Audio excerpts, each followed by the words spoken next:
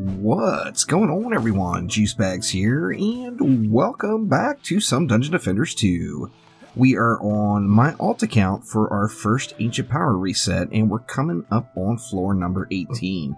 Now, before we hop into the map, let's check out the loot from the last run. Let's see, we got no shards that I am overly excited about, and no high-quality mods. But let's take a look. We do have a Chaos 5 quality relic here with 18,000 defense power on it. Plus, it's got anti-melee servo, which is just a huge benefit. And let's see. Let's take a look at our flame auras. That would be a nice bump in power on the flame aura, there's no doubt. So let's go ahead and throw that relic on our flame aura here. Now, let's see. We've got 12,500 on that one. 19,000 on that one. Wow. Let's take a look at our Earth Shatter. Our Earth Shatter is at 17,000. I've got no more purple or higher quality, or mythical or higher quality relics to equip. So I'm not really interested in the blues, as I do, of course you do require mythical or higher to take advantage of all 3 shard slots. So I think, sadly, that is going to be it as far as upgrades. I can take a look for any hero health pieces that might be extremely beneficial. Now that's a direct upgrade there, so I might as well equip those gloves. Let's see, I want to keep the hero health because I do have assassins in the mix now, and we're going to need a little bit of hero health just to survive. Let's see, here's one. 3,800 hero health. I think I'm just going to use that one. That piece has got some decent quality mods on it, but with no 10 out of 10s, I'm hesitant to upgrade it. I will keep that item around just in case I decide to upgrade it back up later. And sadly, it looks like that is about it. So I'm just going to go ahead and trash the rest of this stuff. And this, of course, is just taking advantage of using the relics that we find on the ground and not having to spend any gold or any crafting materials to upgrade a relic as we progress. So we're ready for floor number 18. Let's hop on in and see what map we get. Alright, and we got Assault on Throne Room as our next map. Now, everything's been pretty easy peasy so far. Haven't really gotten pushed on any of the waves. If we look around through the map, we've got a long shot lane here. We've got a Whomper lane there.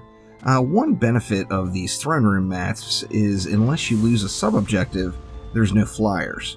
Which, no flyers means no assassins in Onslaught, and that is a good thing pretty much for anyone. If we take a look through the rest of the maps, we have no mutators on these lanes. We do have a headstrong lane. Now, with it being a headstrong lane, that means our enemies are not going to be petrified. Now, one of the other benefits of focusing with this Poison Dart Tower and Earth Shatter build is I am providing a nice amount of damage on the lane. So I am going to watch this lane, especially with the Berserkers in the lane. However, I'm not overly concerned about not being able to crowd control the enemies. I'm not going to be able to petrify them. I'm not going to be able to knock them up, as those are both forms of stun. However, I think I'm still going to be able to just power through the lane. So let's start right here. We got Whompers and then Fodder with Longshot. We've got no Cyborgs here, so we're pretty much safe to use auras however we feel. Now, I am going to throw in that Poison Dart Tower. We're going to put it way back in the back here, and an Earth Shatter just so we get that knock up in. And then just to help thin the herd a little bit, we're going to just throw 2 Flame Auras right here. Now that's 160 DU, and I think these lanes should be more than covered. Now over here, we've got Healing Fodder and a Whomper Vanguard. Still no Cyborgs on these lanes. Maximum effort. Enemies have more health but get weaker with each unique source of damage that hits. Doing Ancient Power resets, you're not really going to be able to take full advantage of that mutator, as you just don't want to set up a whole bunch of defenses. So keeping it simple, and we're going to do the exact same thing. And we're just going to go with 1 Poison Dart Tower. We're going to go with 1 Earth Shatter. And then, since I've got no Cyborgs, I'm just going to throw 2 Flame Auras just smack dab right in the middle of the lane. Now, we got 2 lanes covered already, and we've only used 320 DU. That gives us a little bit of a head start against some of the other lanes. You see this next one, we got Geo Whopper Vanguards. We got no Cyborgs in the lane, so we're free to use the auras. Let's just go ahead and slap those auras down. And we'll rinse and repeat and do the exact same thing. So we're going to go with a Poison Dart Tower right about there. And then let's just get an Earth Shatter in right behind it. Now over here we've got Size Zerker Whoppers. Now this means we do have Cyborgs, of course. I can't just spam my auras right in the middle of the lane, as they're just going to get disabled. That's not smart placement. What I am going to do though is go ahead and set up my Petrify. So let's get the Poison Dart Tower and the Earth Shatter in. And then I'm still going to put the auras up front for support. However, instead of making them just easy bait right out there in front, I'm going to put them out of the way. Now I'm going to put one over here, and I'm going to put one way over here. Now, the Cyborg should aggro to this aura. Once again, that's going to give coverage for this aura, as when the Cyborgs come out, they will be getting hit by that aura, which should go unaffected. Everything should aggro to this one, as it is the closest from where the enemies are going to spawn. Now this particular lane, we do have 6 Berserkers, so I think just to be safe, I'm going to go ahead and throw one more Earth Shatter in, just for a little bit of extra damage and some more crowd control. Now I'm purposely going to build that Headstrong lane last, and the reason is I want to use everything that I've got left in that lane.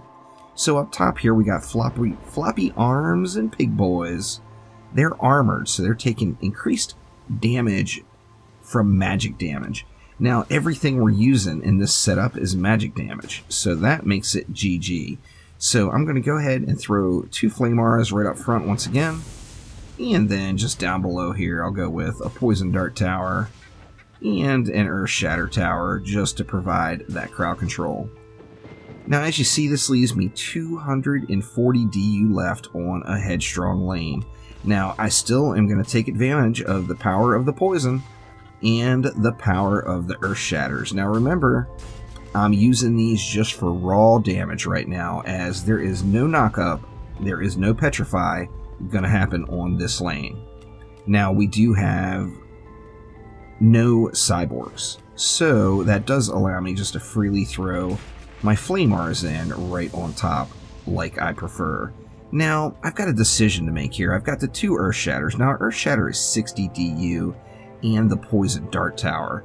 The Earth Shatters, I think, are going to do more overall damage than the Poison Dart Tower is, even though that poison is going to get spread around from my Explosive Poison Shard. However, with 20 DU left, I can always just get rid of that, giving me an even 60 left, and that's going to allow me to really jack it up over here with these Flame Auras, since the enemies can't be crowd controlled. Or they can be crowd controlled, they can't be stunned. So we're going to now up the ante here with 4 Flame Auras, and I think that is going to bring just an appropriate amount of Wapow to that lane for what we need. Now this lane over here, I really don't want to pay attention to it. However, it does have those 6 Berserkers, so I'm just going to go ahead and upgrade both those Earth Shatters with that remaining mana to give me a little bit more power on that lane. Where I really want to be hanging out and watching is over here on this Headstrong lane. So let's go ahead and fire it up and get wave 18 rolling, and I think this is actually going to go pretty smoothly. I will need upgrades on those Flame Auras. You saw how far the Berserkers made it out. They were just a step away from making the turn and rushing on into my core. Now, even though we've got, we've had a pretty easy run so far, the thing that will lose you your first map in an Ancient Power reset, no matter how powerful you start with, is when you decide to just completely quit paying attention. So I'm still going to keep an eye on that mini-map as I'm staring down this lane. Now, once again, this lane has got the Zerkers, and they can't be stunned, so I'm going to be a little cautious and watch this lane and see how it runs. Now, all the mobs are getting burned, so it's looking pretty solid so far. But let's go ahead and continue on and see how this map winds out. So, everything is just getting hammered by these Earth Shatters right here in this lane. it's pretty much all about those berserkers. Now, I don't have a defense specifically set up for berserkers since I'm doing AP resets, so I'm just going to rely on the power of what I do have here and get upgrades into this lane. Now, why do you say, as smooth as that went, am I going to upgrade this lane? Because with this being a headstrong lane, using a build that's focused on the Petrify combo and the stun, if you got enemies that can't be stunned, if you're going to have a problem, there's a good chance it's going to be from your headstrong lane. Now, in addition to that, we do have a boss lane coming. So we do have an ogre over here that we want to keep an eye on. And, you know, I think just to be safe, I'm going to go ahead and upgrade the boss lane. So I'm going to hit everything in that lane with one upgrade. Take a look over here. These lanes did pretty darn well. I think I'll do the same thing, though, and upgrade everything on these lanes as well. Just because, although I am going to be watching the mini-map, I'm not going to be staring directly at these lanes. And then I'm going to take everything else I have and dump it into this headstrong lane. Now, I'm not going to upgrade that lane because I do get that armored buff. The armored buff is going to reduce any physical damage by 50%. So if I used like a cannonball tower, that's going to be physical damage. It's going to do half damage against an armored lane. Now, since I'm not using physical and I'm using all magic damage, I'm getting a 25% buff to the damage that gets put out against these mobs. So this lane here is the lane I am least worried about. So I'm going to go ahead and sink everything that's left directly into this headstrong lane and make sure it is good and jacked up.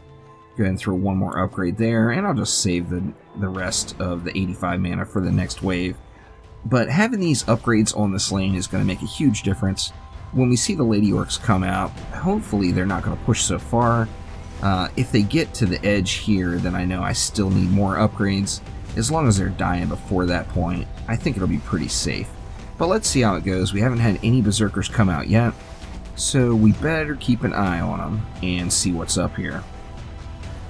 Here comes the first round of girls. They made it. They made it out a little ways, but they stopped at right at the bottom of the stairs here.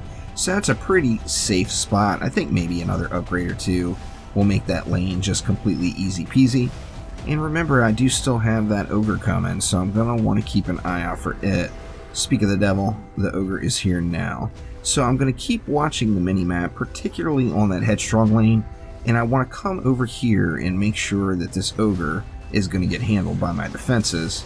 Of course, although I don't have an ideal setup, I do have a nuke monk setup going on here. However, it looks like the ogre is going to get wrecked and we're not going to need it. So GG there to the ogre. And really, wave number 2 appears to be completely in the bag. So what I'm going to do now is give one more round of upgrades just to these front auras, as I know they're putting in some work. They're both at tier 3 now. I think we'll just leave them both at tier 3. I'll hit these Earth Shatters one more time, and then it's pretty much fair game. I'm not going to do any other upgrades and just kind of let the map run. But let's jump on forward to wave number 5 and see how this all finishes out. And here we are in wave number 5. Now, everything went really smoothly. As you see, those were my boss lanes over here. Now, one interesting little thing that I wasn't expecting is the long shot on this lane kind of caught up a little bit with these auras and allowed mobs to push through a little bit. And with the 91 mobs here and the 63 mobs here, there was some large packs of enemies, particularly with a bunch of these warboars in it. Now, one thing about AoE defenses, meaning area of effect defenses in Dungeon Defenders 2, and I'm particularly things like flame auras, is although it's an area of effect and it's going to hit all of the enemies that are within the aura, it does have a 10 target limit. So it's not going to hit more than 10 targets. So in this situation, I had a lot of enemies starting to really bunch up here, and they were starting to push through a little bit. Now, they didn't make it to a dangerous point. However, they were getting to a point where I had to go over and take a look at it. So I am going to go ahead and upgrade this lane. Now, remember, that's what it's all about. Watch what's going on the maps upgrade accordingly. So if you've got one lane that's giving you a hard time, or one lane that's pushing a little harder than the others, then don't upgrade evenly throughout the map. Upgrade the lane that's giving you the largest problem. Now, this is definitely it. We sunk some mana in there. I'm not going to spend all of it, but I do want to go ahead and throw one more up, I guess, on each of those 2 items.